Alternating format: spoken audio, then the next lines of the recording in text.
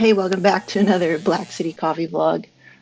It's December 30th, 2021, but on December 30th, 2020, um, I was biking, and at this time, it's like 8:49, so we would have been on our way to go mountain bike, and I was picked up this new hobby with my husband, and we started to try to bike together. And I wouldn't come often. This is probably my fourth time, maybe fifth time. I don't even know. Under five times, I think.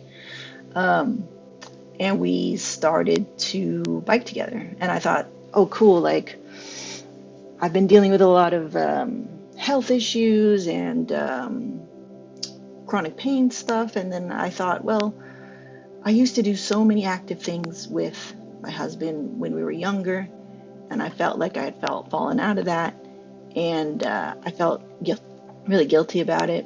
And so coming back and trying to bike with him was going to be like my comeback. Unfortunately, this is what happened this day a year ago.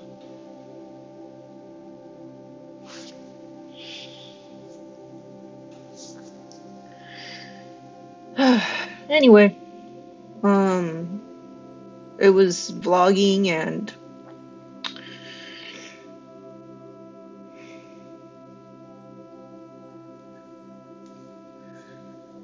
roasting that motivated me to get back to life, I think. So it was a broken back, broken neck, broken ribs. So really hard to breathe sometimes, really hard to move.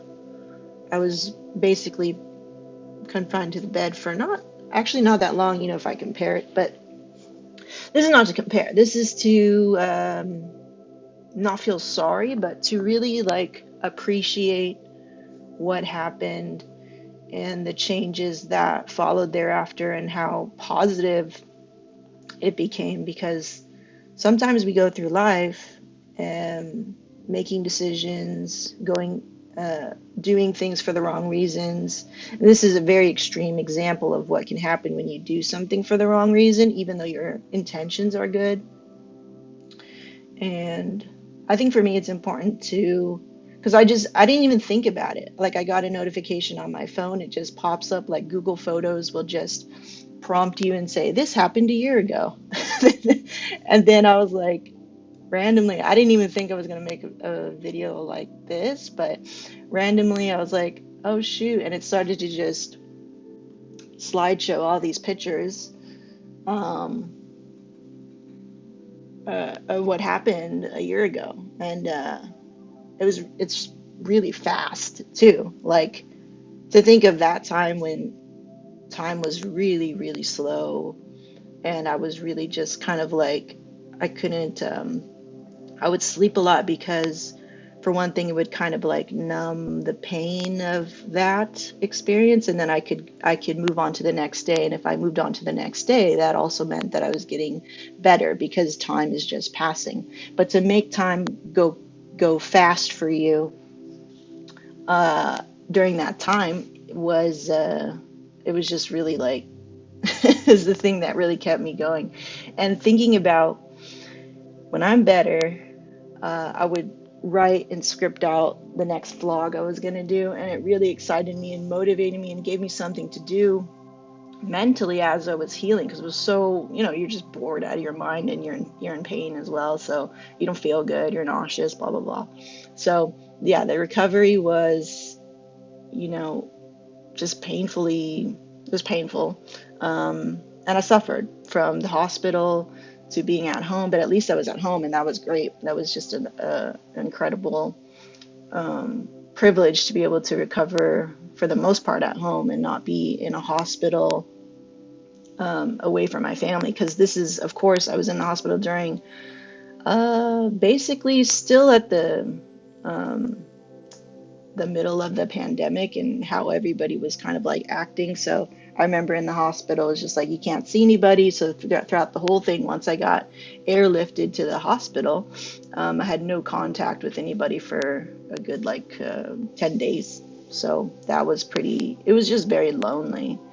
Um, even though I had my phone, which was awesome, and I had FaceTime, but you can't really do much because you're super. One of the first things that I remember reading, I'm gonna just let this play. Let's just have some B-roll to play. It was Steve Green from Mill City Roasters. This long email. The first day on December 30th, 2020, I get this long email from him that I could read. I think it was the 30th, or yeah, it was on the 30th. And when I was conscious, when I was awake, I could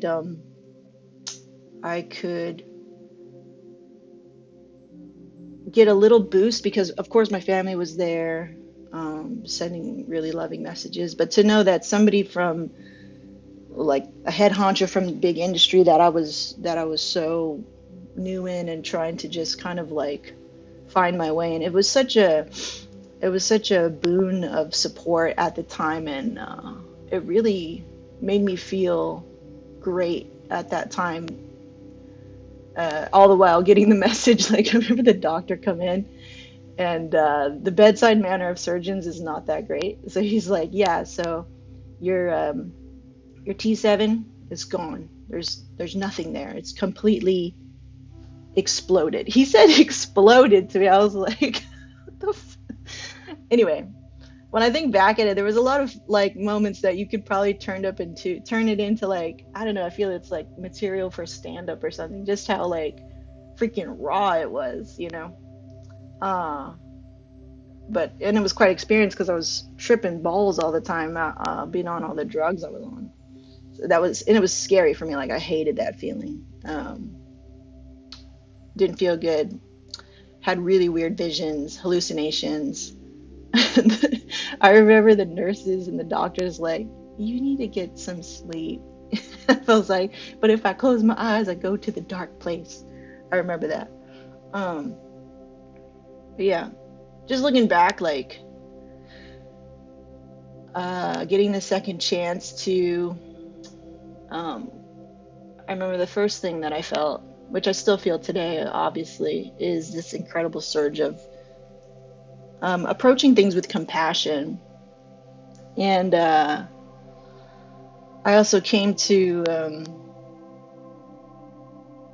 realize that I had a lot of, I think, pent up emotions about guilt. Yes, so we dealt with that, my husband and I, which was amazing, and that opportunity and this situation allowed us to actually do that with each other. I think because of the hustle and bustle of work, or there's always something in the way to kind of like um, get in the way of therapizing yourself or actually communicating and talking things through with your loved ones, and how years of just like this is how things are can get in the way of you actually healing from something, or just a really weird miscommunication that happens between humans, and we're such flawed creatures. um, but yeah, it allowed us to really dive in and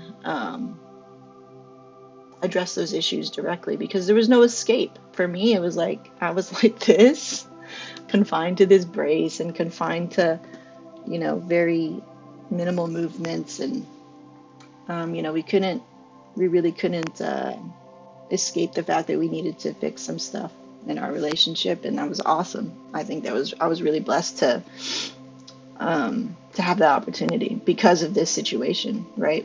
Yeah, it's kind of unfortunate that for people, entrepreneurs especially, we go so hard, we don't really stop for anything because we have this fire burning in us. And it's not until something drastic happens, something life changing, something really scary can happen to encourage you to change your life. But I'm grateful for it. I'm so grateful for it.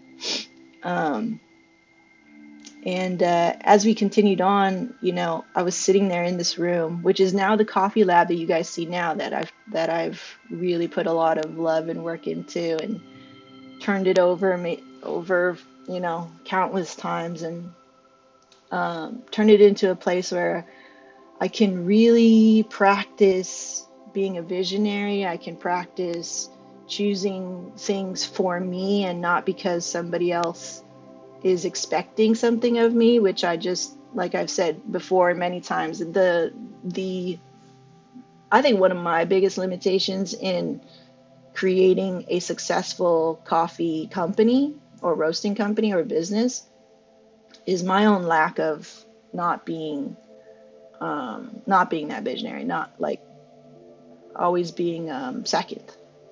So I've lived and I'm very good at being a follower. Um, it's in my nature. And so I get to practice being a leader and learn what true leadership is and make decisions and things like that and be a visionary while being trying to be a craftsperson and artist in what I'm doing and still do all the other things that I want to do, right? So it's like I made that other video, I was like, man, I just did not focus on the main one of the main pillars of business. But I was finding my way. I'm not knocking my own journey. This year was about really embracing life and living life and trying to practice um, making decisions not based on somebody else's opinion, right? Really trying to dig deep and ask myself, what is it that I want, and um, what's rational, what makes sense. And it's hard to find out and sift through those thoughts and ideas when you haven't had practice doing that, when you default to a certain method. So um, these guys are humoring me in this scene, I guess. And I'm really just trying to put some energy out that was motivating. And I think they were just excited because I was finally doing something that I like. It was so hard on everybody, like to take care of me, and I couldn't do anything. And of course, I was just like an invalid. It's hard to take care of somebody. But I think, in the same vein, being taken care of, because I don't feel. I think I really loved that. I really loved being taken care of instead of me feeling being the reverse, like having to feel like I'm the one taking care of somebody else or putting my needs aside for somebody. That was nice to feel that from my sister and from my husband and everybody who came to take care of me, family and friends, and volunteer their time, just to like, I had a bedpan. That was not fun. Yeah. But I was totally like shameless. It was awesome to kind of like be taken care of. Um, and then it was tough on them to just, also be running the business that they were running. At the end of this year, I'm watching other people's end of the year videos and year in review, and it's weird that a lot of them talked about they have this air about them that they've gone through something really tough in that the public has judged them. They're content creators too, right? The public has judged them in some way and tried to cancel them, tried to um, burn them down in some way on social. I was like, huh, that similarly happened to us at the end of the year. And just dealing with a lot of like unreasonable complaints. Not in coffee. You guys have all been great. All of you. Every single one of you have been great. Well, I'd say most of you. So there's like one or two little, and everybody's dealing with it. If you're a content creator, if you're in service industry, if you're not a 9 to 5er, they're dealing with the consumer, and the consumer is sort of like wanting to tear things down, wanting to ego trip, wanting to set things on fire and cancel you.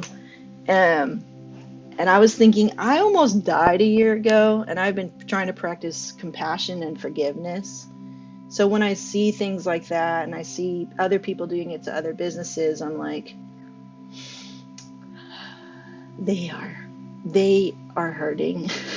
And I see why you're hurting, but I won't feed that fire. Um, and I don't know, it's interesting. There's this weird divide between, the people that provide the service and the people who are consuming the service, so the providers and the consumers. Um, and we should all kind of realize that we're both. All of us are both. There's no reason to divide. We don't need to do that stuff, but nonetheless, we still deal with it. This is pure, and I edited this video too, lying down like this. I edited, and it was I was not comfortable, like I was like in pain doing it, I remember, but I still wanted to do it because it was something to do. Like it helped me just get through the day. And then we jump to here, and I'm walking around. Wow, that brace was so uncomfortable. You guys see the old logo. See, the lab is not made yet.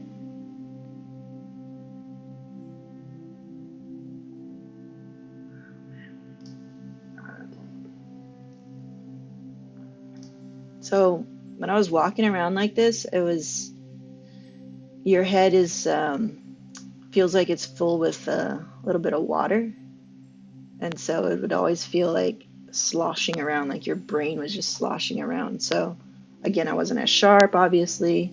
I wasn't used to standing up for a long time, and I would get dizzy and I'd be nauseous. But I was still motivated to do it because I love coffee, and like again, it just really got me through the day, and I look forward to it, even though I was pushing myself to and pushing through pain a lot. But you have to do that, you have to push through the pain when you're in therapy. Whenever you're healing something, there's gonna be pain. Just expect it. Um, and I've gotten very familiar with pain in general.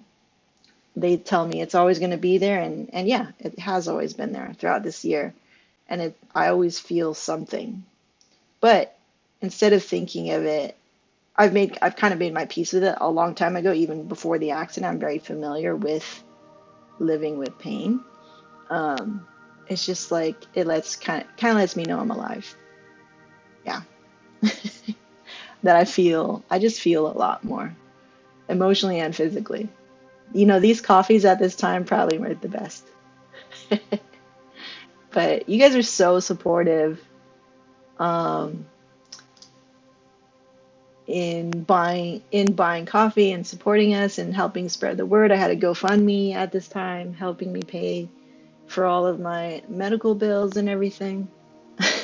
Whoever watched these, which there's like a few views, was like, you're a trooper for watching it all the way through. Because yeah, obviously they're not the best. And here we're getting a little bit more excited. I'm starting to sit up more, be more vibrant. Teeth are still messed up. But you guys are still watching. That was hilarious. That's so awesome. Yeah. So talking about the accident. Oh yeah, we used to have Tanzania, so we ran out of that earlier this year. I totally forget about these things. And here's when I finally get my neck brace off and everything. But I'm not moving my head around that much yet. This is in April. Wow, okay. The hair is very short. So the hair, my hair's always been long. It's never, ever, ever been this short since like first grade when I cut my own hair. And this was painful for me. Like I haven't talked about it, but I put a lot of identity in my hair. Oh wow, yeah, these are the screws. And I loved it, and then I fucked it up by bleaching it in 2020. Like all of us just like messed up our hair. And then when the accident came, my hair was so thick that I couldn't sleep with it. It was giving me headaches. Like that's how thick my hair was. It would feel like when it would bunch up in the back, it would feel like there was a ball underneath my head. And so I got fed up with it, and I said, shave it. So I shaved the whole back of my head here so I could sleep, and it worked. So I don't regret it because it worked, and I needed that. And then I had my cousin who's a professional hairstylist, hairdresser, and she went in here and she cut all this off for me, so that it could grow out evenly. But But yeah, when that happened, I was trying my damn hardest to not focus on the fact that I had lost my hair because I was already dealing with, am still very emotionally fragile about my new appearance because I don't look and I don't feel like me. And um, when I finally like let that sink in, I was like, I'm just gonna lean into it. But there are moments when I get sad about it because I don't look and feel like me. Um,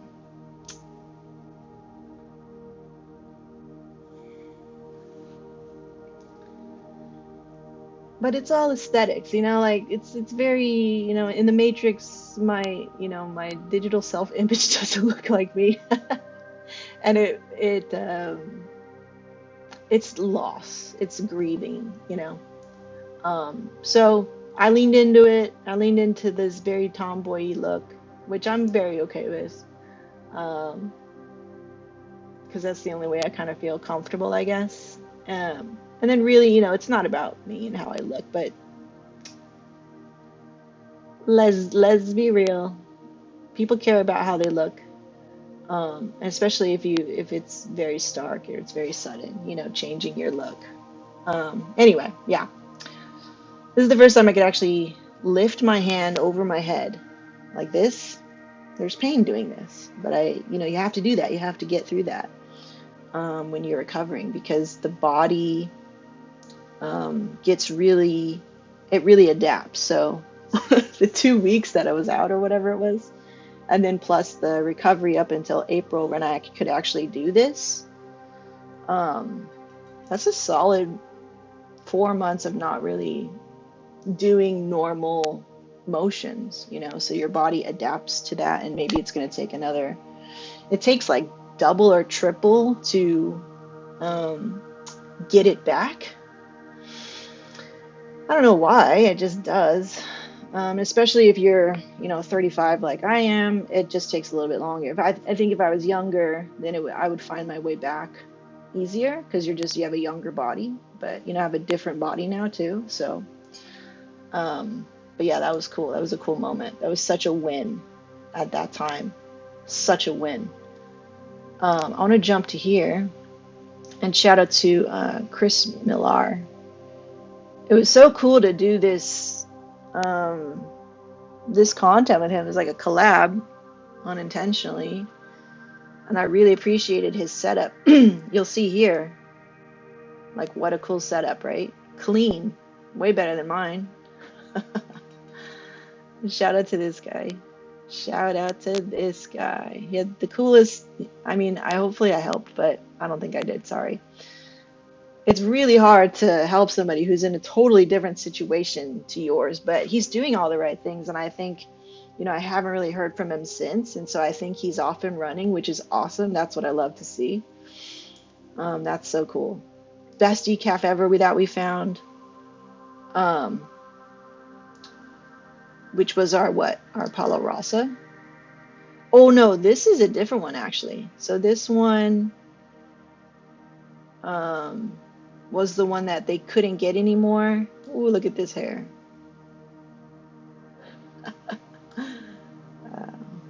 I'm really, trying not to think about it. um, Coffee blends. Okay. This is a straight up karate gi because I liked how it fit over my brace. First roast on my own since the accident. That's awesome. And we have the coffee room being set up. Cool. It's not painted yet. This is all the same, so that's cool. Um, yeah, see, it's still moving very stiffly. Um, really got into supporting Grounds for Health this year. We won't be doing it next year. We're going to be changing that, and how effective, like, giving money is always great, but money is a very valuable resource for me as I'm starting out. And next year, I'll tell you guys all about it, but next year will be a little bit different in how I choose to give back. And I think the best way that I can give back, just a little sneak peek hint, is my time. That's the best way right now, which is that's my most valuable thing that I can give is my time. To you guys, to the ones who have supported me, who are helping me build this channel, who are helping me buying coffee. I want to give back in that way. And while it's really cool to give to a charity, I think I can be more effective helping you guys out directly. And we'll figure out how to do that and how to make sure that it's a win-win on both sides, because definitely, like I said, time is very valuable. So we'll find a way to schedule it so it doesn't feel like I'm giving too much or too little or whatever. Okay. Why chase flavors, not origins? This was cool. This is like I'm really trying to dig into and focus in on what does it mean to be a roaster? Like, what am I doing here? Like, what's my purpose? And really trying to find that purpose. So I'm like at the cusp of it here, which is like just trying to figure out what's my why. That was kind of the point of this. And for me, it was about I need to chase flavors, not origins. I need to not be a brand chaser or a hype beast or whatever, in coffee.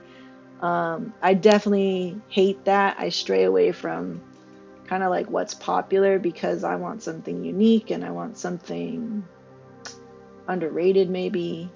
And I've just always been like that. So for me, this was about finding the purity in what I was doing. And I wanted to kind of change up how I was approaching coffee, which is still really true now. Like letting the cup kind of guide where I want to go with coffee and how I want to roast stuff. Coffee Lab and shipping station tour. Yeah, this was awesome to finally have a shipping station. It was so, like, nobody tells you. There's just all this extra crap that kind of like compiles when you start. Okay, now we have an order. Okay, how do we pack it? And then now you have like 5+ orders. How do you pack that in a way that doesn't take your whole day up, right? So creating systems, you talk about creating systems, and it's so important to have good systems. The Legendary Coffee Exchange, this amounted to nothing. I was so excited about it. I thought it was going to spurn like a bunch of new content, a bunch of new friends, but it really just became, hey, did you get my coffee? Yeah, I cupped it yesterday. What'd you think? It was good. That's it. I was like, all right, cool. Thanks for trying it. um, which is fine. It's fine. It's like probably don't got time to like, talk to me and stuff. It's no problem. Jared's working me for to be a client. I'm like, hell yeah, I'm a client. Oh yeah, I'm a customer. And so I'm talking and I'm getting to know them. And this is where I learned about their designer that designed this thing. And they recommended to me because I was now by mid-year, I was looking to rebrand. I always knew I was going to rebrand because I had made this logo myself, this one. I was kind of proud of it. I was like, cool, I think it's fine to just go ahead and, put it into production because I want to sell. I want to just go. But I always knew I was going to ask a designer to help me and really get those wheels turning as to who Black City Coffee was. And he was the freaking best. I just absolutely love him and his energy. His name is Nathan Plastid. If you ever think you can make, a big decision about logo design in general, this guy is your dude. But you got to be ready to go deep. Deep in your pocket and deep in your mind. But it will be worth it. Worth it. I loved it. Do I have a... okay, we haven't started yet. Okay. This was a cool thing that happened this year. I finally upgraded my freaking grinder. So I went a little ham because I was like YOLO this year, right? And I wanted to treat myself for surviving. And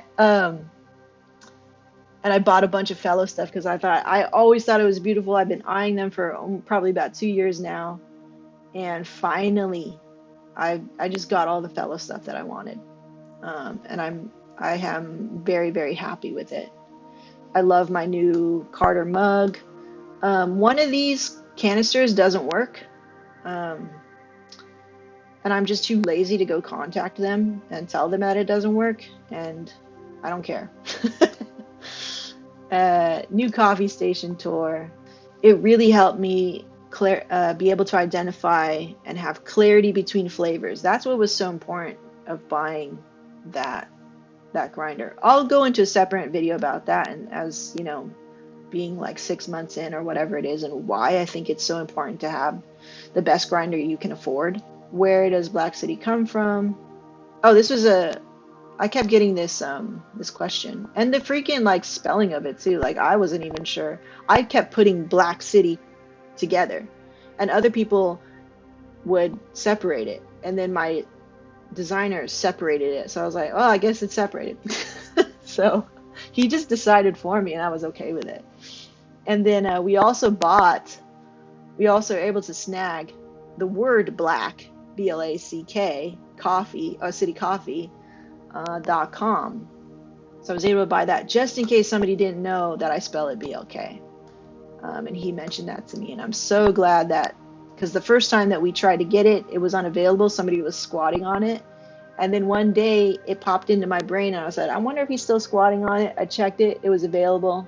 Got it for $10. That was a freaking win. So if anybody does decide to put black, like BLACK, City Coffee, then they'll still happen upon us, the real Black City Coffee. My first brewing class and what I learned. Yeah, this was really fun. I think just take all the classes. Take all of them. You know, what's it gonna hurt? Except maybe your pocketbook. Yeah. Do whatever you can. This was the last video I took, or I did, before I went to roasting class. And it was 3 days with Mike Perry. That was this.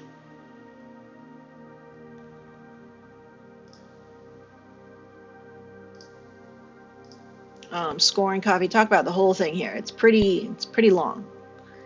And it was incredible. It was life-changing.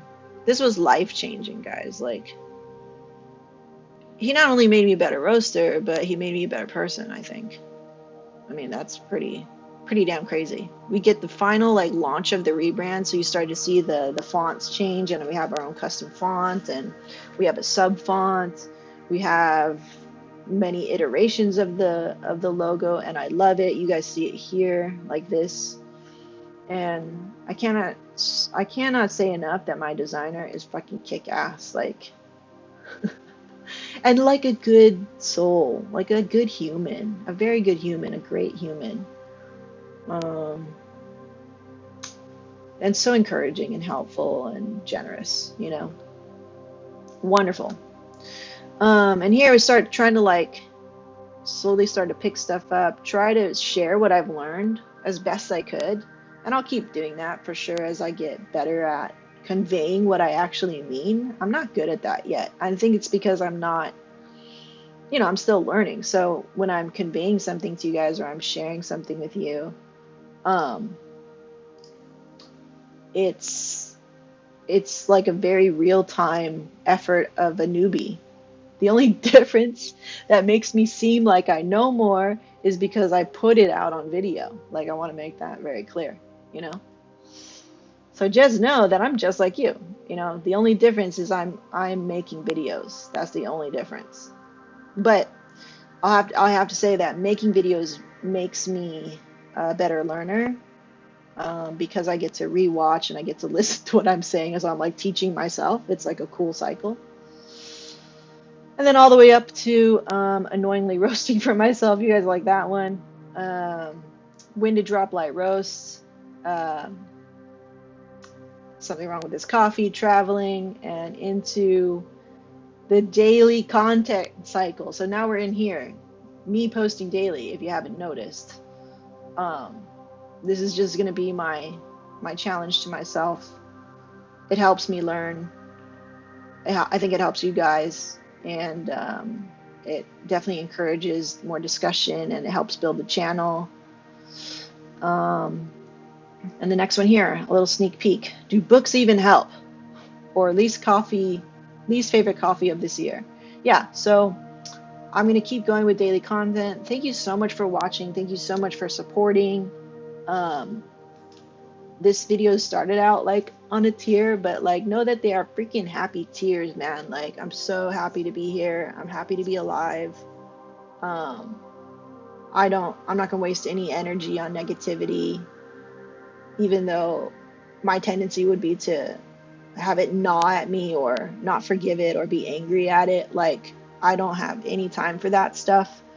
And I want to live with the most positivity that I can and just bounce that back to you in these content and these videos so that you guys are validated and assured that you have a friend in me in terms of being just a fellow coffee nerd and a fellow coffee roaster. We're all the same. We're all the same. So I thank you once again. Tomorrow's video is going to be really scary, really fun, I think, and just a cool, exciting announcement of what's to come. This was my look back video, I guess. But really, it was just therapy for me. So, thanks for watching my therapy. Anyway, see you tomorrow. Bye.